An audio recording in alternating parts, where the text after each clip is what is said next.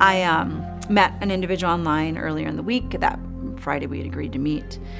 I have a recollection of 2 cocktails, us splitting a third, the check coming, and I have fantastic memory of everything up until that point, and then no memory until being woken by a phone call the next day. I didn't remember how the date ended. I don't know how I got home, and I'm angry at myself thinking, how did I let myself get this drunk? How did I drink so much that I have no memory whatsoever at all of anything?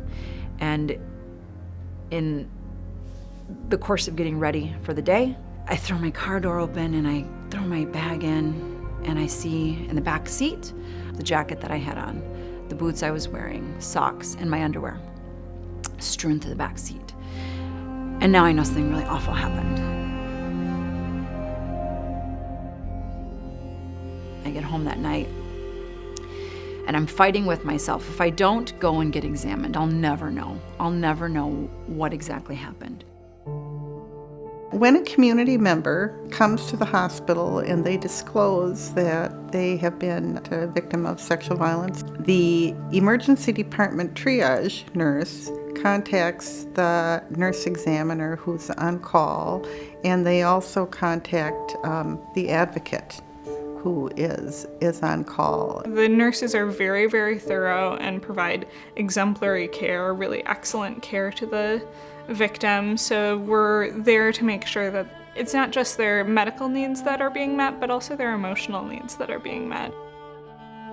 This volunteer comes in and she identifies herself. She's a volunteer with the Alexander House, and she's here to kind of help me through the process. And the first thing she says to me, is, "Happy birthday." It was my birthday. Alexander House is a key partner when we're caring for patients of violence. We have a very fine line. We have to balance the patient's health care and their physical, emotional, psychological needs with objective scientific documentation and evidence collection.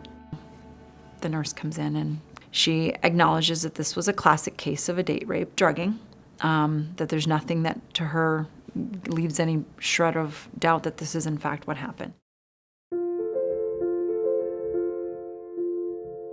To go to the hospital because you were assaulted is such a awful experience and a confusing experience. It's lonely. It's devastatingly lonely. And I kept thinking, I can't believe that this girl signs up for this as a complete and total volunteer.